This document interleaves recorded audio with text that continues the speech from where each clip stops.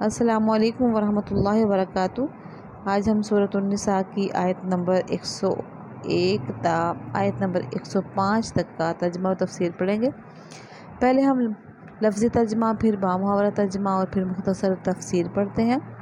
تو چلیے شروع کرتے ہیں۔ اعوذ باللہ من الشیطان الرجیم، بسم اللہ الرحمن الرحیم۔ وَإِذَا ضَرَبْتُمْ فِي الْأَرْضِ فَلَيْسَ عَلَيْكُمْ جُنَاحٌ أَن تَقْصُرُوا مِنَ الصَّلَاةِ۔ وَإِذَا اور جب ضربتم تم نکلو فی الارض زمین میں، اب جب تم نکلو چلو پھرو، جب تم سفر کرو، اس کے ترجمے ہیں فی الارض زمین میں، فلیسا پس نہیں ہے علیکم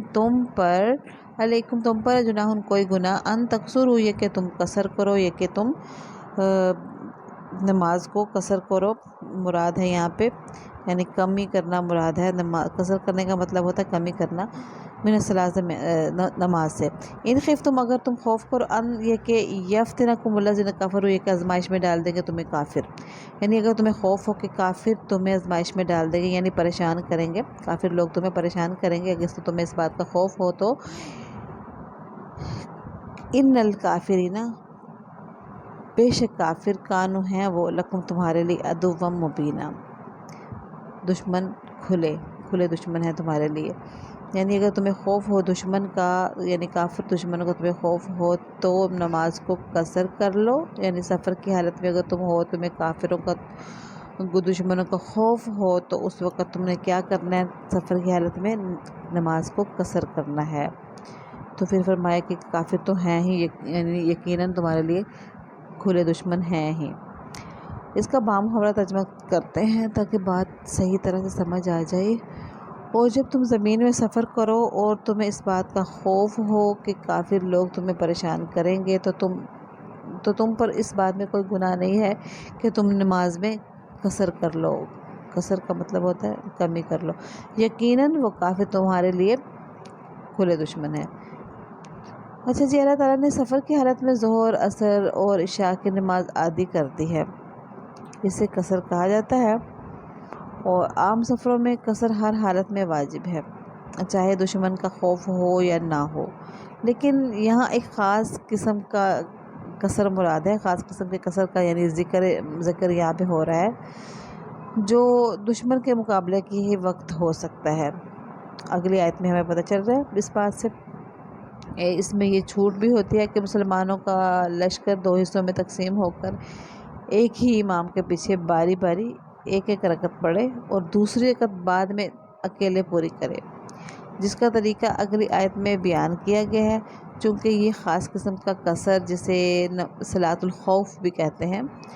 دشمن کے مقابلے کی حالت میں ہی ہو سکتا ہے، اس لیے یہاں قصر کے ساتھ یہ شرط لگائی ہوئی ہے، یعنی کہ یہاں پہ یہ شرط لگائی گئی ہے کہ اگر تمہیں اس بات کا خوف ہو کہ کافر لوگ تمہیں پریشان کریں گے تو اس لیے یہاں پہ یہ شرط لگائی ہے۔ وَإِذَا كُنْتَ فِيهِمْ اور وَإِذَا جب كُنْتَ آپ ہوں، یعنی آپ صلی اللہ علیہ وسلم کو اللہ تعالیٰ فرما رہے کہ جب آپ ہوں فِيهِمْ ان میں، فَأَقَمْتَ لَهُمُ الصَّلَاةَ پس آپ نماز پڑھائیے ان کو، صلاۃ نماز، فَأَقَمْتَ پس آپ پڑھائیے لَهُمْ ان کے لیے، یعنی ان کو صلاۃ نماز۔ فَلْتَقُمْ پس کھڑا ہو جائے طائفۃ ایک گروہ منہم ان میں سے، معک آپ کے ساتھ، وَلْيَأْخُذُوا اور وہ چاہیے کہ وہ پکڑ لے اسلحتہم اپنا اسلحہ،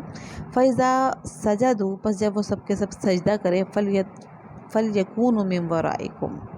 یعنی سجدے تک انہوں نے کرنا ہے تو اس کے بعد کیا کرے کہ فَلْيَكُونُوا پل وہ چاہیے کہ ہو جائے وہ مِنْ وَرَائِكُمْ تمہارے پیچھے چلے جائیں، وَلْتَأْتِ اور چاہیے کہ آئے طائفۃ گروہ اخرى دوسرا، پھر دوسرا گروہ یعنی کہ دوسرے گروہ کو چاہیے کہ وہ آگے آئے، لم یصلوا جو کہ نماز نہیں پڑھ رہے تھے، یعنی وہ جو گروہ آدھا گروہ کیا نا، کیونکہ پہلا گروہ جس نے نماز پڑھی پھر سجدے تک انہوں نے کیا تو وہ پیچھے چلا جائے گا، اور پھر جو دوسرا گروہ جو نماز نہیں پڑھ رہا تھا وہ آگے آ جائے گا۔ اچھا جی، وَلْتَأْتِ طَائِفَةٌ أُخْرَىٰ لَمْ يُصَلُّوا اور چاہیے کہ آئے دوسرا گروہ جنہوں نے نماز نہیں پڑھی تھی، فَلْيُصَلُّوا بس وہ نماز پڑھیں، یعنی اب وہ نماز پڑھیں ماں کا آپ کے ساتھ، یعنی آپ صلی اللہ علیہ وسلم کے ساتھ۔ وَلْيَأْخُذُوا، اور چاہیے کہ وہ پکڑیں، حِذْرَهُمْ، اپنا ہتھیار، وَأَسْلِحَتَهُمْ، اور اپنے ہتھیار پکڑے وہ، وَأَسْلِحَتَهُمْ، اور اپنے اسلحے پکڑے۔ وَدَّ الَّذِينَ كَفَرُوا، چاہتے ہیں وہ لوگ جنہوں نے کفر کیا، یعنی کافر تو یہ چاہتے ہیں، لَوْ تَغْفُلُونَ، کہ تم غفلت میں پڑ جاؤ، عَنْ أَسْلِحَتِكُمْ، اپنے اسلحہ سے، وَأَمْتِعَتِكُمْ، اور اپنے سامان سے، فَيَمِيلُونَ، پس وہ حملہ کر دیں، علیکم تم پر، میلتاً حملہ کرنا، واحدتاً اچانک۔ ملتاً واحدہ کا مطلب ہوتا ہے اچانک سے حملہ کرنا، یک بارگی، یعنی جسے اب ہم بامحاورہ لفظی میں ہم یک بارگی کہہ سکتے ہیں، واحدہ یک بارگی، یعنی اچانک سے حملہ کرنا۔ ولا جناح، اور نہیں کوئی گناہ، علیکم تم پر، ان کانا، اگر ہے، بکم تمہارے ساتھ، ازم من مطرن، ازن تکلیف، من مطرن بارش سے، او یا کن تم ہو تم مرضا مریض، یا تم مریض ہو، ان تضعوا، یہ کہ تم اٹھاؤ، اسلحتکم، اپنے ہتھیار کو، یعنی اپنے ہتھیار اٹھانے سے اگر تمہیں کوئی تکلیف ہو، بارش کی وجہ سے نہیں اٹھا سکتے، یا کوئی مرض ہے تکلیف کی وجہ سے نہیں اٹھا سکتے ہو، تو پھر وہ تم ایسا کر سکتے ہو کہ نہ اٹھاؤ۔ وَخُذُوا، اور تم پکڑو، حِذْرَکُم، اپنے ہتھیاروں کو، ان اللہ، بے شک اللہ تعالیٰ وہ ہے کہ اس نے تیار کیا ہوا ہے، للکافرین، کافروں کے لیے، عذابا مہینا، عذاب رسوا کر دینے والا۔ یہاں پہ آپ صلی اللہ علیہ وسلم سے مخاطب ہو کے اللہ تعالیٰ نے فرمایا ہے کہ جس طرح کہ لکھا ہوا ہے، وَإِذَا كُنْتَ، اور جب ہوں آپ، صیغہ بھی واحد مذکر غائب کا، واحد مذکر حاضر کا ہے، یعنی طرز تخاطب آپ صلی اللہ علیہ وسلم ہی ہیں، کیونکہ قرآن پاک آپ پہ نازل کیا جا رہا ہے، تو اللہ فرما رہا ہے کہ اے پیغمبر، جب تم ان کے درمیان موجود ہو اور انہیں نماز پڑھاؤ، تو مسلمانوں کا ایک گروہ تمہارے ساتھ کھڑا ہو جائے، یعنی کہ دشمن سے مقابلے کے وقت نماز پڑھنے کا طریقہ یہ ہے کہ مسلمانوں کا ایک گروہ تمہارے ساتھ کھڑا ہو جائے اور اپنے ہتھیار ساتھ لے لے، یعنی نماز پڑھتے وقت اپنے ہتھیاروں کو ساتھ لے لے، پھر جب یہ لوگ سجدہ کر چکے تو تمہارے پیچھے ہی ہو جائیں، اور دوسرا گروہ جس نے ابھی تک نماز نہیں پڑھی تھی آگے آ جائے اور وہ تمہارے ساتھ نماز پڑھے، اور وہ اپنے ساتھ بچاؤ کا سامان اور اپنے ہتھیار لے لے، جیسے پہلے انہوں نے لیا تھا اب یہ لے لے۔ اچھا، کیونکہ ہم لوگ بامحاورہ ترجمہ کریں تو جملہ زائد مجھے نہیں پڑھنا چاہیے، لیکن کیونکہ بات سمجھانا ہوتی ہے تو اس وجہ سے زائد جملے میں بیچ میں کہہ دیتی ہوں۔ اچھا، دوبارہ سے کرتے ہیں، اور وہ تمہارے ساتھ نماز پڑھے اور وہ اپنے بچاؤ کے سامان لے لیں اور اپنے ہتھیار لے لیں۔ کافر لوگ یہ چاہتے ہیں کہ تم اپنے ہتھیاروں اور اپنے سامان سے غافل ہو جاؤ تو وہ ایک دم تم پر ٹوٹ پڑے، اور اگر تمہیں بارش کی وجہ سے تکلیف ہو یا تم بیمار ہو تو اس میں بھی تم پر کوئی گناہ نہیں ہے کہ تم اپنے ہتھیار اتار کر رکھ دو، ہاں اپنے بچاؤ کا سامان ساتھ لے لو، بے شک اللہ تعالیٰ نے کافروں کے لیے ذلت والا عذاب تیار کر رکھا ہے۔ فَإِذَا قَضَيْتُمُ الصَّلَاةَ فَاذْكُرُوا اللَّهَ قِيَامًا وَقُعُودًا وَعَلَى جُنُوبِكُمْ۔ فَإِذَا، پس جب قضیتم تم پورا کر چکو، صلاح نماز کو، فَاذْكُرُوا، پس تم یاد کرو، اللہ تعالیٰ کو، قیاماً کھڑے ہوئے، وقعوداً اور بیٹھے ہوئے، وعلی جنوبکم اور پشتوں کے بل یعنی کہ لیٹے ہوئے۔ فَإِذَا، پس جب فَإِذَا اطْمَأْنَنْتُمْ، پس جب تم اطمینان میں آ جاؤ، مطمئن ہو جاؤ، یعنی اطمینان تمہیں حاصل ہو جائے، فَأَقِیمُوا الصَّلَاةَ، پس نماز پڑھو، قائم کرو نماز، یعنی جو ایک طریقہ ہوتا ہے نماز کا قاعدے کے مطابق، پھر اس طرح سے نماز پڑھو جب تم امن میں آ جاتے ہو، یعنی اطمینان جو بھی تمہیں حاصل ہو جاتا ہے۔ ان الصلاۃ، بے شک نماز، کانت وہ ہے، علی المؤمنین، ایمان والوں پر، کتابا موقوتا، کتابا فریضہ ہے، یہ جو نماز ہے، موقوتا جو ایسا یعنی فرضہ ہے کہ جو موقوتا مین کے وقت کا پابند ہے، نماز کی جو یعنی کہ ادائیگی ہے وہ اصل یہ ہے کہ وقت پہ ہی پڑھنی چاہیے۔ اچھا جی، اس کا ہم بامحاورہ ترجمہ کرتے ہیں۔ پھر جب تم نماز پوری کر چکو تو اللہ کو یاد کرتے رہو، مطلب یہ کہ ہر حالت میں اللہ تعالیٰ کو یاد کرتے رہو، تو اللہ تعالیٰ کو یاد کرتے رہو، کھڑے بھی، بیٹھے بھی اور لیٹے بھی، یعنی ہر حالت میں یاد کرنا ہے۔ پھر جب تمہیں اطمینان حاصل ہو جائے، یعنی کہ دشمن کی طرف سے اطمینان حاصل ہو جائے، تو نماز قاعدے کے مطابق پڑھو، یعنی کہ جیسے کہ نماز فرض ہے اس طریقے سے پڑھو۔ تو جس طرح یہ طریقہ بتایا گیا تھا صلاۃ الخوف کا کہ ایک جماعت آگے آتی ہے پھر پیچھے جاتی ہے، اس طرح نہیں ہے۔ تو کیا فرمایا کہ اطمینان جب حاصل ہو جائے تو نماز قاعدے کے مطابق پڑھو، بے شک نماز مسلمانوں کے ذمے ایک ایسا فرض ہے جو وقت کا پابند ہے۔ اچھا جی، یہاں پہ کیا ہے کہ یعنی سفر یا خوف کی حالت میں نماز میں تو قصر ہو سکتا ہے، لیکن اللہ کا ذکر ہر حالت میں جاری رہنا چاہیے، کیونکہ اس کا نہ کوئی خاص وقت مقرر ہے، نہ کوئی خاص حیت ہے، وہ کھڑے بیٹھے لیٹے ہر حالت میں ہو سکتا ہے۔ وَلَا تَهِنُوا فِي ابْتِغَاءِ الْقَوْمِ، وَلَا تَهِنُوا، اور نہ تم سستی کرو، یعنی نہ تم کمزوری دکھاؤ، سستی کرو، فی ابتغائی، تلاش کرنے میں، قوم کے، تلاش کرنا یہاں پہ وہ لفظی ترجمہ ہے۔ یہاں پہ مراد یہ ہے کہ دشمن کا پیچھا کرنا یہاں مراد ہے، تو ہم ایسے بھی کہہ سکتے ہیں، اور نہ تم دشمن کا پیچھا کرنے میں کوئی کوتاہی کرو، کوئی سستی کرو یا کمزوری کرو۔ وَلَا تَهِنُوا فِي ابْتِغَاءِ الْقَوْمِ، اور نہ تم کمزوری دکھاؤ دشمن قوم کا پیچھا کرنے میں۔ قوم سے مراد یہاں پہ دشمن قوم ہی ہے، کافر قوم، یعنی جو کافر دشمن ہے ان کا، اسی قوم کی بات ہو رہی ہے۔ ان تکونوا، اگر ہو تم، تعلمون،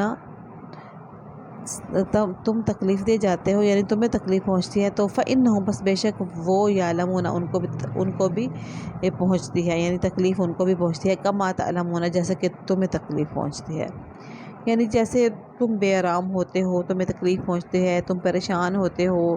تو اسی طرح سے کافروں کو بھی وہی تمام جتنی بھی تکلیف تمہیں ہوتی ہے ان کو بھی ان سب کا سامنا کرنا پڑتا ہے۔ وَتَرْجُونَ، اور تم امید کرتے ہو، من اللہ، اللہ تعالیٰ کی، اللہ تعالیٰ کی طرف سے تمہیں تو امید ہے کہ تمہیں تو اس کا ایک ایک لمحے کا ثواب مل رہا ہے۔ ایک اور آیت میں ہم پڑھیں گے کہ کوئی بھی جو انسان اللہ تعالیٰ کے راستے میں جہاد کر رہا ہوتا ہے، اس کو کوئی ایسی چیز نہیں ہے، تھکاوٹ تک، نیند کا پورا نہ ہونا تک، کانٹا چبھنا تک، وہ سب کے سب جو ہے اس کے بدلے میں جزا لکھ دی جاتی ہے۔ تو اس لیے یہاں پہ فرمایا کہ تمہیں تو امید ہے اللہ تعالیٰ کی طرف سے، ما لا یرجون، ان کو امید نہیں ہے، یعنی کہ ان کو تو کوئی امید بھی نہیں ہے، پھر بھی ان کو تکلیف تو ان کو بھی پہنچتی ہے۔ وَكَانَ اللَّهُ، اور ہے اللہ تعالیٰ، علیماً، جاننے والا، حکیماً، حکمت والا۔ اس کا بامحاورہ ترجمہ ہے، اور تم ان لوگوں، یعنی مراد یہاں پہ کافر دشمن ہے، اور تم ان لوگوں کا پیچھا کرنے میں کمزوری نہ دکھاؤ، اگر تمہیں تکلیف پہنچی ہے تو ان کو بھی اسی طرح تکلیف پہنچتی ہے جیسے تمہیں تکلیف پہنچی ہے، اور تم اللہ سے اس بات کے امیدوار ہو جس کے وہ امیدوار نہیں ہے، اور اللہ علم کا بھی مالک ہے، حکمت کا بھی مالک ہے۔ جنگ کے اختتام پر لوگ تھکے ہوئے ہوتے ہیں اور اس وقت دشمن کا تعاقب بھاری معلوم ہوتا ہے، لیکن اگر جنگی مصلحت ہو اور امیر حکم دے تو تعاقب واجب ہے۔ ایسے میں یہ سوچنے کی ترغیب دی گئی ہے کہ جس طرح ہم تھکے ہوئے ہیں، دشمن بھی تو تھکا ہوا ہے، اور مسلمانوں کو اللہ تعالیٰ کی طرف سے مدد اور ثواب کی جو امید ہوتی ہے وہ دشمن کو حاصل نہیں ہوتی ہے۔ انا انزلنا الیک الکتاب بالحق لتحکم بین الناس بما اراک اللہ ولا تکن للخائنین خصیما۔ انا، بے شک ہم، انزلنا، ہم نے نازل کیا، الیک، آپ کی طرف، کتاب کو، بالحق کے ساتھ سچائی کے، یعنی حق پہ مشتمل ہم نے کتاب کو نازل کیا ہے، لتحکم، تاکہ آپ فیصلہ کریں، یعنی آپ صلی اللہ علیہ وسلم کو اللہ تعالیٰ فرما رہے کہ آپ فیصلہ کریں، بین الناس، لوگوں کے درمیان۔ ویسے یہ بات تو سب کے لیے ہی ہے کہ آپ سب، یعنی سب کے سب مسلمانوں کو چاہیے کہ لوگوں کے درمیان کتاب اللہ کے ذریعے سے ہی فیصلہ کریں۔ اچھا، لتحکم بین الناس بما اراک اللہ، تاکہ آپ فیصلہ کریں، بین الناس، لوگوں کے درمیان، بما، ساتھ اس کے، وہ جو کہ اراک اللہ، دکھایا آپ کو اللہ تعالیٰ نے، یعنی آپ صلی اللہ علیہ وسلم کو جو اللہ تعالیٰ نے سمجھایا ہے، جو دکھا دیا ہے، جو سجھائی آپ کو دے گیا ہے، تو اس وجہ سے ان کو چاہیے کہ کتاب اللہ کی روشنی میں ہی فیصلہ کریں لوگوں کے درمیان۔ ولا تکن، اور نہ تم ہو، نہ آپ، یعنی آپ صلی اللہ علیہ وسلم کو فرمایا کہ آپ نہ ہوئیے، للخائنین، خیانت کرنے والوں کے لیے، خصیماً، جھگڑا کرنے والے، یعنی آپ صلی اللہ علیہ وسلم کو فرمایا کہ آپ خیانت کرنے والوں کی طرفدار ہو کے، یعنی جھگڑا نہ کریں ان کی طرف سے، ان کی طرفداری نہ کریں۔ اس کا بامحاورہ ترجمہ کرتے ہیں، بے شک ہم نے حق پر مشتمل کتاب تم پر اس لیے اتاری ہے کہ تم لوگوں کے درمیان اس طریقے کے مطابق فیصلہ کرو جو اللہ نے تم کو سمجھا دیا ہے، اور تم خیانت کرنے والوں کے طرفدار نہ بنو، یعنی یہ بھی کر سکتا ہے ترجمہ، اور تم خیانت کرنے والوں کے طرفداری کرتے ہوئے ان کی طرف سے جھگڑا نہ کرو۔ یہ آیتیں اگرچہ عام ہدایتوں پر مشتمل ہیں مگر ایک خاص واقعے میں نازل ہوئی ہیں۔ خاندان بنو ابیرک کے ایک شخص بشر نے، اس کا نام بشر تھا، اس نے ظاہری طور پر وہ مسلمان تھا، ایک صحابی حضرت رفاع رضی اللہ تعالیٰ عنہ کے گھر میں نقب لگا کر کچھ غلہ اور کچھ ہتھیار چرا لیے، اور لے جاتے وقت ہوشیاری یہ کی اس نے کہ غلے کی بوری کا منہ اس طرح کھولا کہ تھوڑا تھوڑا غلہ راستے میں گرتا جائے، یہاں تک کہ ایک یہودی کے گھر کے دروازے پر پہنچ کر بوری کا منہ بند کر دیا، اور بعد میں چوری کیے ہوئے ہتھیار اس یہودی کے پاس رکھوا دیے۔ جب چوری کی تفتیش شروع ہوئی تو ایک طرف غلے کے نشانات، جو یہ نشانات جا رہے تھے، غلے تھوڑا تھوڑا جو گر رہا تھا، نشانات یہودی کے گھر تک پائے گئے، اور دوسری طرف ہتھیار بھی اسی کے گھر سے نکلے، اسی کے پاس سے برآمد ہوئے۔ اس لیے شروع میں حضرت صلی اللہ علیہ وسلم کا خیال یہ ہونے لگا کہ یہ چوری اس یہودی نے کی ہے۔ یہودی سے پوچھا گیا تو اس نے کہا کہ ہتھیار تو میرے پاس بشر نامی شخص نے رکھوائے تھے، مگر چونکہ وہ اس پر کوئی گواہی پیش نہ کر سکا تھا، اس لیے آپ کا رجحان اس کی طرف ہونے لگا، یعنی آپ صلی اللہ علیہ وآلہ وسلم کا، کہ وہ جان بچانے کے لیے بشر کا نام لے رہا ہے۔ دوسری طرف بشر کے خاندان بنو ابیرک کے لوگ بھی بشر کی وکالت کرتے ہوئے اس بات پر زور لگا رہے تھے کہ سزا بشر کے بجائے یہودی کو دی جائے۔ ابھی یہ معاملہ چل ہی رہا تھا کہ یہ آیات کریمہ نازل ہو گئیں، اور ان کے ذریعے بشر کی دھوکہ بازی کا پردہ چاک کر دیا گیا، اور یہودی کو بے گناہ قرار دے دیا گیا، یعنی وہ بری ہو گیا۔ تو بشر کو جب راز فاش ہونے کا پتہ لگا تو وہ فرار ہو کر کفار مکہ سے جا ملا، اور وہاں کفر کی حالت میں ہی بری طرح سے اس کی موت واقع ہوئی تھی۔ ان آیات کے ذریعے ایک طرف تو معاملے کی اصل حقیقت حضرت صلی اللہ علیہ وسلم پر کھول دی گئی، اس کے علاوہ مقدمات کے فیصلے کرنے کے لیے اہم اصول بتا دیے گئے ہیں۔ پہلا اصول یہ کہ تمام فیصلے کتاب اللہ کے احکامات کے تابع ہونے چاہیے۔ دوسرا اصول یہ کہ اللہ تعالیٰ اپنے پیغمبر صلی اللہ علیہ وآلہ وسلم پر بہت سے ایسے امور کھولتے رہتے ہیں جو صراحتاً قرآن پاک میں مذکور نہیں ہیں، فیصلے ان کی روشنی میں ہونے چاہیے۔ آیت کے الفاظ اس طریقے کے مطابق فیصلہ کرو، یعنی کہ یہ آیت کے اندر یہ الفاظ ہیں کہ اس طریقے کے مطابق فیصلہ کرو جو اللہ نے تمہیں سمجھا دیا ہے، اسی طرف اشارہ کر رہے ہیں یہ۔ اور ان سے قرآن کریم کے علاوہ حضرت صلی اللہ علیہ وسلم کی سنت کی حجیت کا بھی ثبوت ملتا ہے۔ تیسرا اصول یہ بیان فرمایا گیا ہے کہ جس کسی شخص کے بارے میں یہ معلوم ہو کہ وہ کسی مقدمے میں غلطی پر ہے، اس کی وکالت کرنا جائز نہیں ہے، کہ اول تو یہ وکالت جائز نہیں، دوسرے اس کا فائدہ ملزم کو زیادہ سے زیادہ دنیا میں پہنچ سکتا ہے، یعنی آخرت میں تو نہیں پہنچ سکتا، زیادہ سے زیادہ کیا ہوگا، دنیا میں ہی پہنچے گا، آخرت میں تمہاری وکالت اس کو اللہ تعالیٰ کے عذاب سے نہیں بچا سکتی۔ اچھا جی، ہم نے آیت نمبر 105 تک کا ترجمہ تفسیر پڑھ لیا ہے، تو آج ہمارے لیے اتنا ہی کافی ہے، تو اجازت دیجیے۔ صدق اللہ العظیم، وآخر دعوانا ان الحمد للہ رب العالمین۔